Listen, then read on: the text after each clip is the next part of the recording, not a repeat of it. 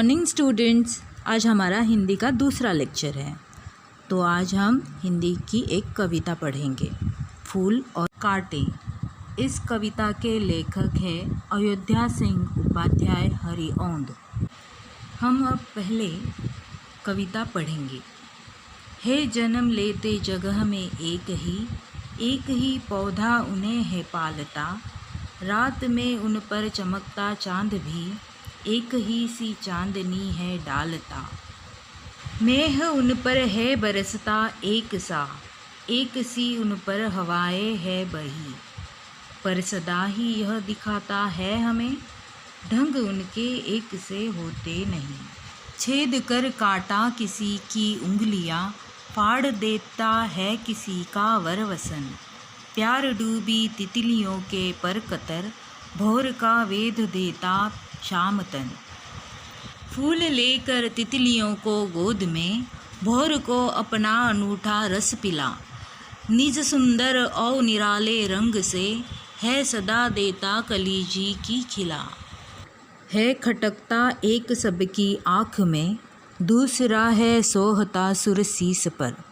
किस तरह कुल की बढ़ाई काम दे, जो किसी में हो बड़प्पन की कसर। अब हम कविता का परिचय समझेंगे। फूल और कांटे। इस कविता के माध्यम से व्यक्ति के व्यवहार के विषय में बताया गया है। उच्च कुल में जन्मे व्यक्ति का दूसरों के प्रति व्यवहार यदि उचित नहीं है तो उसकी कुलीनता उसे समाज में सम्मान नहीं दिला सकती। अब हम कविता का सरल अर्थ प्रथम पैराग्राफ से स्टार्ट करेंगे।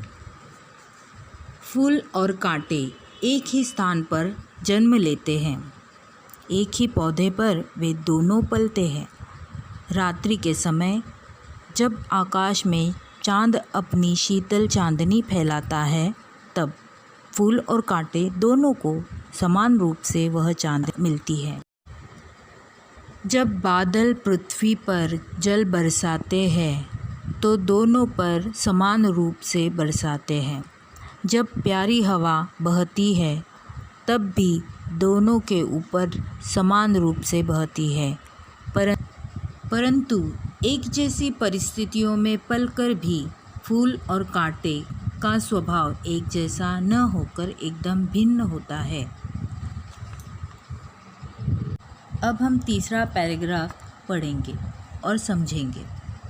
कांटा किसी की भी उंगलियों को छेद कर घायल कर देता है, किसी के सुंदर वस्त्र फाड़ देता है।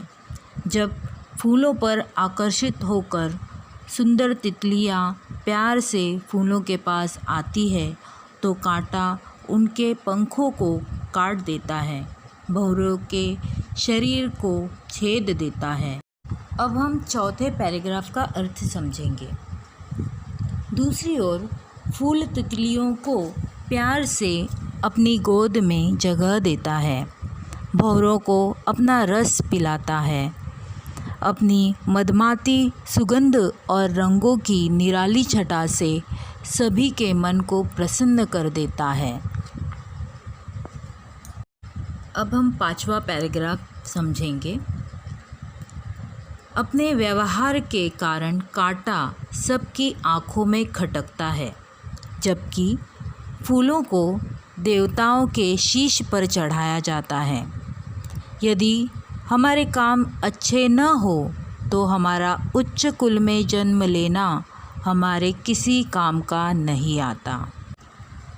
अब सब बच्चों ने इस कविता को पुनः एक बार पढ़ना है और बाद में इस कविता में जो जो कठिन शब्द है उनको लिखना है।